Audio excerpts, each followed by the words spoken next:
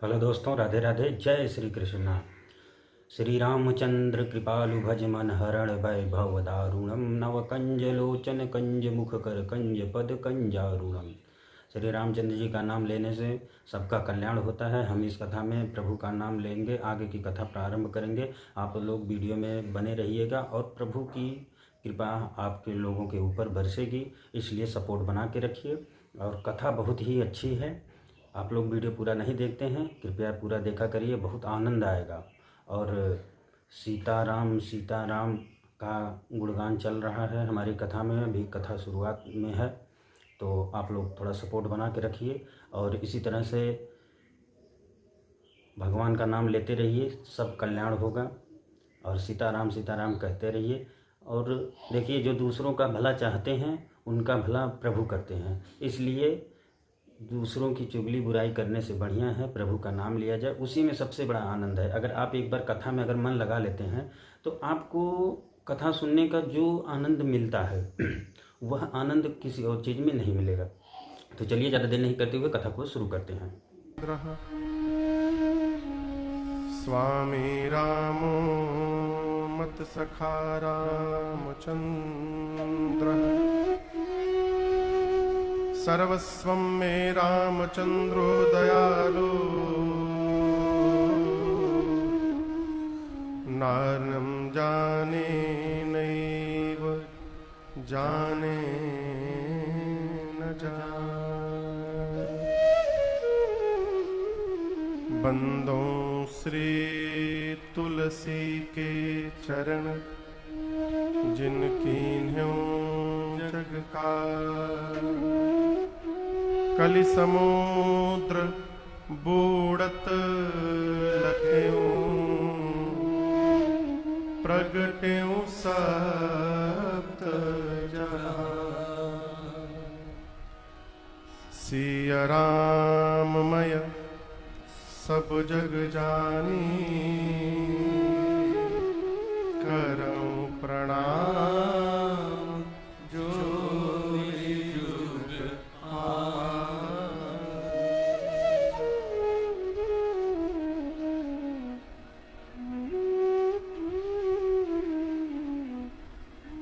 सियावर रामचंद्र भगवान की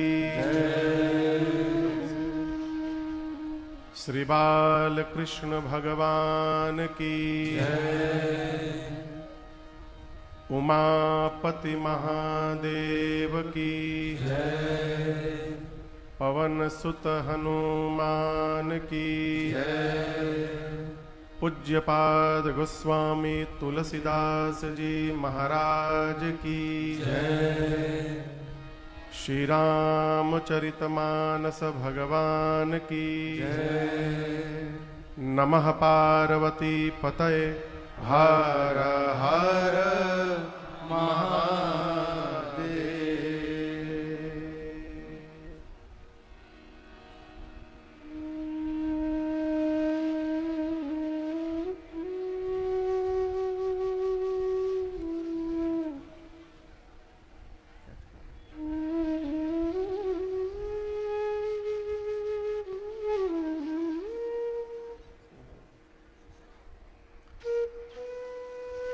अनंतानंत कोटि ब्रह्मांड नायक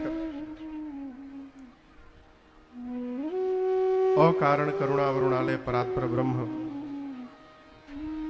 भगवान श्री राघवेंद्र सरकार के श्री चरणों में बारंबार वंदन। देवादिदेव भगवान महादेव, मां अन्नपूर्णा एवं श्री हनुमान जी महाराज के श्री चरणों में साष्टांग दंडवत। कली पावना अवतार परम भागवत प्रातः स्मरणीय परम पूज्यपाद गोस्वामी श्री तुलसीदास जी महाराज के श्री चरणों में बारंबार वंदन। सिंगरौली मध्य प्रदेश का ये शहर वैढ़न, जिसके इस परम पुनीत धराधाम पर चल रही 9 दिवसीय श्री राम कथा महोत्सव के हम और आप आज देखते देखते खष्टम सत्र में प्रवेश कर गए। आज इस सत्र में मुख्य यजमान के रूप में सिंगरौली की श्रीमती एसपी साहिबा, श्रीमती निवेदिता गुप्ता जी अपने पूज्य बाबूजी ससुर जी श्रीमान प्रकाश सक्सेना जी के साथ मुख्य यजमान ठाकुर जी का वंदन पूजन किए। एक बार करतल ध्वनि से इनका स्वागत अभिवादन करें। इनके साथ सह यजमान के रूप में श्रीमान वीरेंद्र दुबे जी, श्रीमती श्वेता दुबे जी, श्रीमान संजय दुबे जी, श्रीमती संध्या दुबे जी एवं श्रीमान वीबी उपाध्याय जी एवं श्रीमती सुधा उपाध्याय जी, सबने ठाकुर जी का वंदन पूजन किया। श्री राम कथा आयोजन समिति सिंगरौली, जिसके समस्त सदस्यगण, जिनके संकल्प के कारण ये कथा यहां पर गाई जा रही है, आदरणीय टीआई कपूर त्रिपाठी जी, अभी योग संयोग कहिए, उनका संकल्प और वही अनुपस्थित है। हाँ? उबरा में अभी 10 दिन पहले पूर्व हम लोग कथा पूर्ण किए। उबरा आपके बगल में है, वहां कपूर साहब आए थे, पुनः कथा के लिए तिथि मांगे। मैंने कहा भैया जी 2 साल तो कोई तिथि डेट है नहीं, आगे हर इच्छा। वो बार बार आते थे तो यही कहते थे कोई डेट दे दीजिए सिंगरौली के लिए। मैंने केवल इतना पूछा, यदि अचानक कोई तिथि उपस्थित हो जाए तो कितने दिन पूर्व बताने से आप आयोजन करा लेंगे? बोले महाराज 3 दिन।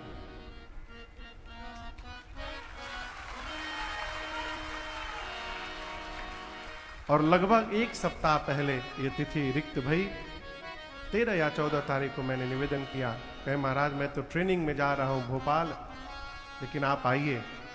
मैं न रह कर भी मानसिक उपस्थिति रहेगी। और बाकी सब लोग, हमारे धीरज बाबू, संत बहादुर भैया, जितने भी लोग तन मन धन से यहाँ लगे हुए हैं, आप सबकी तपस्या, प्रशासन का सहयोग, जिसका परिणाम है कि पिछले 6 दिनों से हम और आप इस राम कथा गंगा में नित्य गोता लगा रहे हैं बैठकर। यहाँ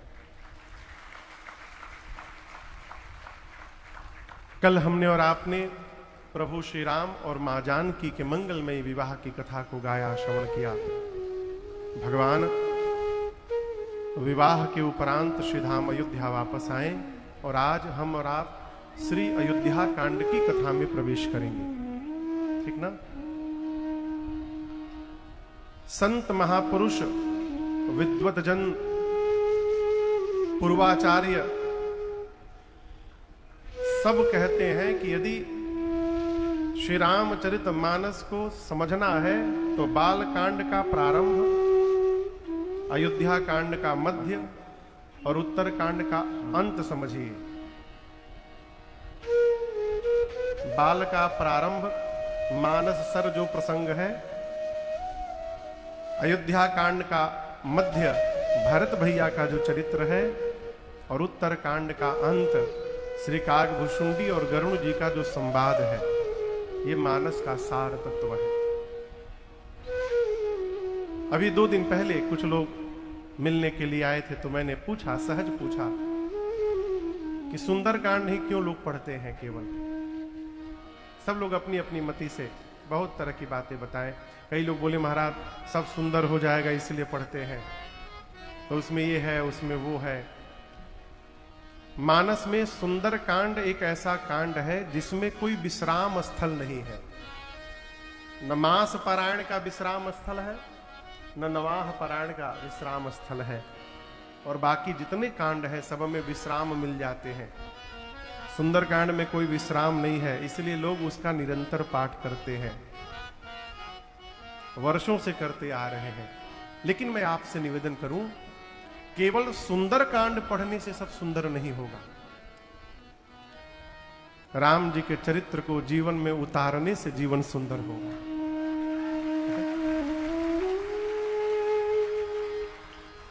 अयोध्या कांड को महापुरुषों ने मनुष्य के जीवन की युवा अवस्था बताया है। युवा अवस्था समझते हैं ना? जवानी। बचपन में मन अपने बस में नहीं रहता, जीव बच्चा चंचल रहता है। कभी इधर कूद के बैठेगा, कभी उधर कूद के जाएगा, कभी इधर आएगा, कभी उधर जाएगा। कब कब कब बचपन में, बुढ़ापे में शरीर अपने बस में नहीं रहता। चाह कर भी न भजन कर पाएंगे, न पूजन कर पाएंगे। ले दे के का बचा हो? जवानी। इसी जवानी में जो करना है, बनना है, बिगड़ना है, अटकना है, भटकना है, पहुंचना है, जो कुछ भी होना है, जवानी में होना है। और हमारे महाराज जी कहते हैं, बेटा जिसने जवानी को साध लिया उसका बुढ़ापा अपने आप सिद्ध हो जाएगा, कुछ करने की आवश्यकता नहीं है। ये अयोध्या कांड युवा अवस्था की कांड की कथा है, कहो जवानी की कथा है। ऐसी क्या विशेषता है? तो आप अयोध्या कांड को ठीक से पढ़िएगा। आपको इसमें जितने पात्र हैं सभी पात्र तप में दिखाई पड़ेंगे। तप समझते हैं ना? का तप मतलब का लकड़ी जला के और आगे तापे, कहे महाराज हम तप ही रहे हैं। ये तपना नहीं है। जो मनुष्य आलस्य का त्याग करके जवानी में पुरुषार्थ में लगा हुआ है वो तप रहा है। जो अपने कर्तव्य पथ पर अग्रसर है वो तप रहा है।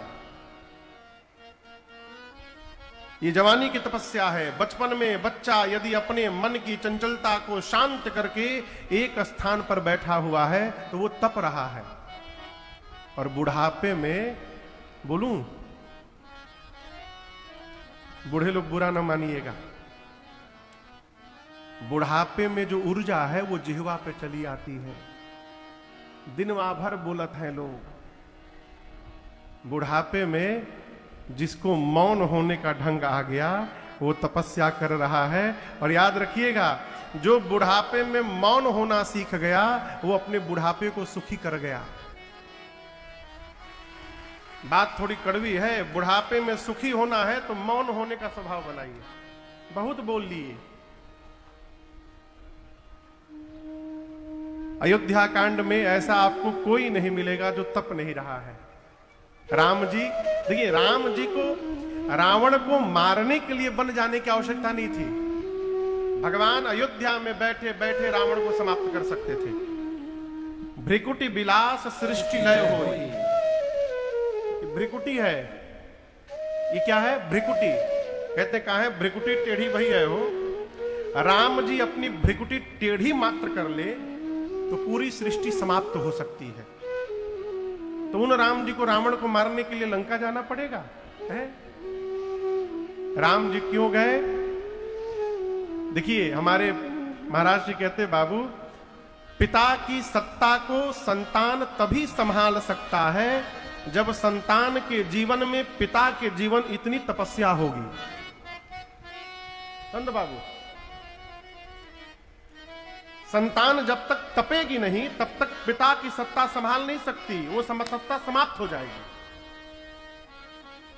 सद्गुरु का तेज शिष्य तभी संभाल सकता है जब उसके जीवन में तपश्चर्या होगी। तप आधार सब सृष्टि भवानी। श्वेत वस्त्र धारण किए विप्रदेव ने मां पार्वती को स्वप्न में उपदेश किया, हे पार्वती जी, पूरा सृष्टि तपस्या के आधार पर स्थिर है। बिना तपे जीवन में कुछ मिलने वाला नहीं है। और आगे की बात, यदि बिना तपे मिल भी जाएगा तो याद रखिएगा वो टिकने वाला नहीं है। जैसे आएगा वैसे चला भी जाएगा। इसलिए विवेकी पुरुष को ये बात सदैव ध्यान में रखना चाहिए। आराम से जो मिल रहा है वो आराम से चला जाएगा, वो आपके पास रुकने वाला नहीं है। और आगे की एक और बात निवेदन करूं, बिना अपने पसीने की कमाई से जीवन में कभी सुख प्राप्त होने वाला नहीं है।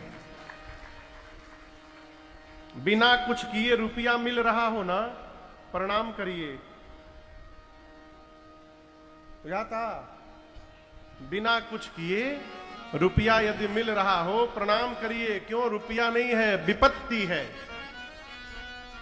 2000 भुवनेश्वर कब कथा किए थे हम लोग? 13 में।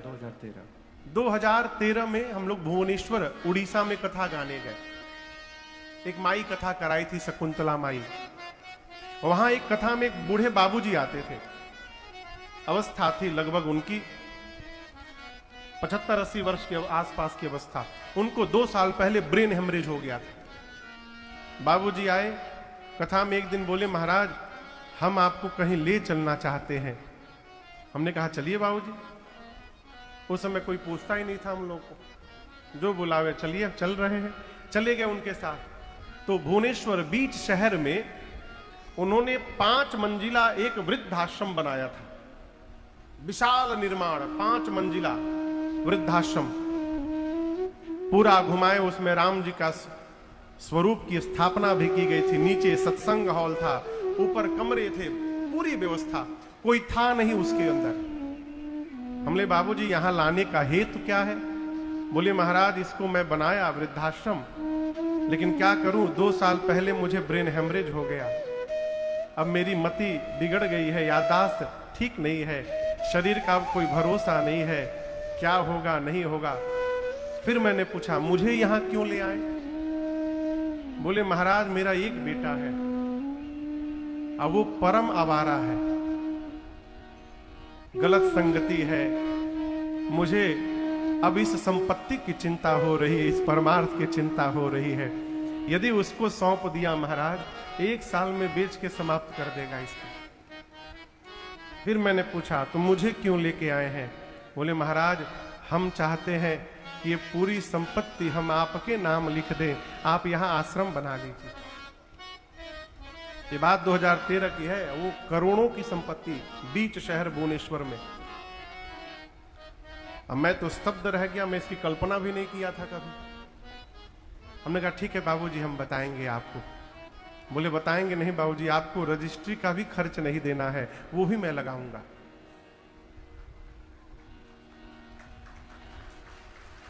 आगे सुनिए, आगे सुनिए, आगे सुनिए, आगे सुनिए। आप लोग थे ना? अब उसके बाद वो रोज कथा में आवे तो आके बैठ जाए कमरे में, कहे महाराज हाँ कह दीजिए ना। मैं कहता था एक बार अपने गुरु जी से हमको पूछ लेने दीजिए। मैं कथा करके वापस कलकत्ता गया और उनको फोन किया, बाबूजी वो आपकी संपत्ति आपकी तपस्या से बनी है, मेरी पात्रता नहीं है उसको स्वीकार करने की। आप जब तक संभाल रहे संभालिए, नहीं तो बहुत सारी संस्थाएं हैं, लायंस क्लब है, उनको बुला करके आप हैंड ओवर करिए। वो जब तक आप नहीं रहेंगे, चले भी जाएंगे, जब तक वो संस्था रहेगी परमार्थ का कार्य होता रहेगा। हमको क्षमा करिए, हम नहीं ले सकते। मना कर दिए। इस बात को हमेशा याद रखिएगा। आराम से जो संपत्ति मिल रही है वो संपत्ति नहीं है, वो विपत्ति है। जितना हो सके उससे दूर रहने का स्वभाव बनाइए। अयोध्या कांड के प्रारंभ में पूज्यपाद गोस्वामी तुलसीदास जी महाराज ने भूत भावन भगवान शिव को वंदन किया है। 3 श्लोक लिखे। पहले श्लोक में भगवान शंकर यशांके च विभाति भूधर सुता देवापगा मस्तके भाले बाल विधुर गले च गरलम यस्योरसी व्यालराग सोयम भूत विभूषणः सुरवरः सर्वाधिपः सर्वदा सर्वः सर्वगतः शिवः शशिनिभः श्री शंकरः पातु माम्। अब यहाँ एक प्रश्न, सहज प्रश्न जीव पूछता है कि महाराज अयोध्या कांड के प्रारंभ में कथा चल रही है राम जी की, तो शंकर जी का वंदन क्यों किया?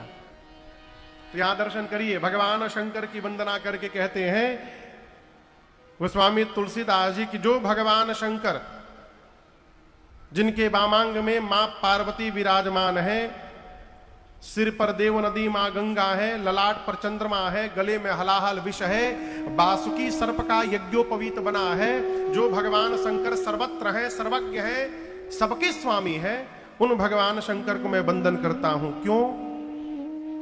जिसके बारे में हम चिंतन करते हैं उसका स्वभाव हमारे जीवन में दिखाई देने लगता है। भगवान शंकर की सबसे बड़ी विशेषता मैं आपको बताऊं, जितने झंझट में बाबा रहते हैं आप कल्पना नहीं कर सकते। कई जीव आपको मिलेंगे, कथा चल रही है, चलो एक दिन, बोले कथा सुनने का टाइम है, इतना खोखट है मेरे पास, कथा नहीं सुन सकता।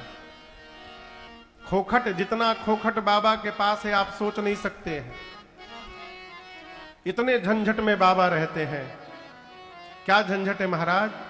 भगवान शंकर के गले में सांप है और कार्तिकेय जी मोर पर चलते हैं। आप बताइए, एक ही साथ मोर और सांप दोनों रह रहे हैं, ये झंझट नहीं है तो और क्या है? सांप को मोर से बचा के रखना है। गणपति भगवान मूसक पर चलते हैं, सांप और चूहा एक साथ रह रहे हैं और दोनों को बचा के रखना है, ये झंझट नहीं है का? है? बाबा चलते हैं नंदी पर, अब मेरी मैया चलती है सिंह पर। सिंह और नंदी एक साथ पार्किंग में खड़े हैं दोनों कैलाश के। ये झंझट है कि नहीं है? लेकिन इतने झंझट में भी बाबा आनंद में रहते हैं। गोस्वामी जी ने इसलिए वंदन किया कि बाबा का ये स्वभाव हमारे जीवन में भी आए। जवानी में बहुत झंझटें आएंगी, लेकिन उन झंझटों में कैसे आनंद में रहना है, यही जीवन की कला है। ये आएगी कैसे?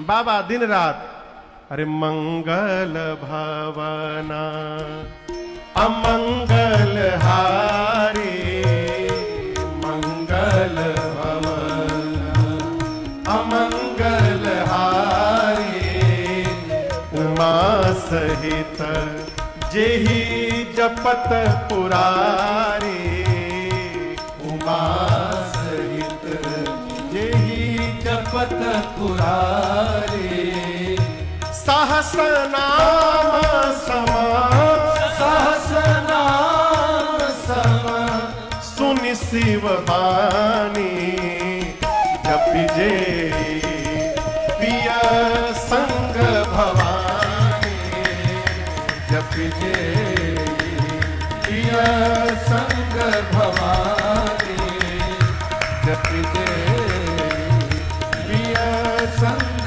भवानी, जपि जे। बाबा इतने झंझट में भी कैसे आनंद में रह लेते हैं?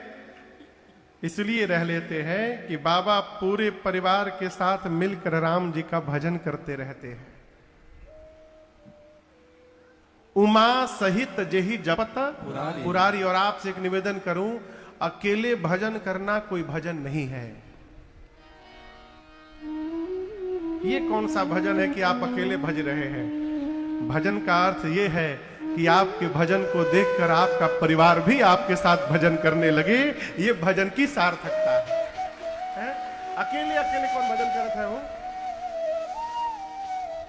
हम धर्मशील हैं, ये बड़ी बात नहीं है। हमको देखकर समाज धर्मशील होने लगे, ये बहुत बड़ी बात है और ये आचरण है। बाबा पूरे परिवार के साथ भजन करते हैं। उमा सहित जेहि जपत पुरारी। और ये राम जी का भजन जो है, देखिए जहां भजन प्रवेश कर जाएगा वहां से धीरे धीरे विरोध समाप्त हो जाएगा। ये विरोध ही जीवन के उत्थान में अवरोध बन के खड़ा है। जहां विरोध है वहीं अवरोध है, और जहां से विरोध समाप्त हो गया वहां से सारा अवरोध समाप्त हो गया। इसलिए गोस्वामी तुलसीदास जी महाराज ने पहले श्लोक में भगवान शिव को वंदन किया, दूसरे श्लोक में राम जी के मुख को वंदन करते हैं। प्रसन्नताम या नगता विषेकतः तथा न ममले वनवास दुःखतः मुखाम्बुजश्री रघुनन्दनस्य मे सदास्तु सा मंजुल मंगल प्रदा। गोस्वामी जी कहते हैं भगवान का वो मुख जो रात में सोने की प्रातः काल राजा बनना है तो प्रसन्न नहीं भय, अब प्रातः काल सुने कि राजा नहीं बनना है, वन में जाना है तो दुखी नहीं भय।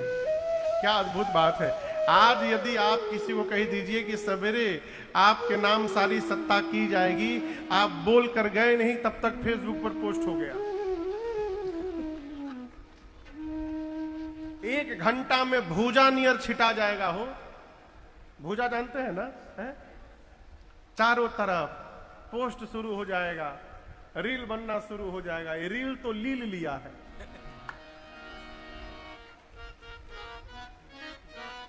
दया आती है देख देख के, है? कोई हो तो बुरा न मानिएगा।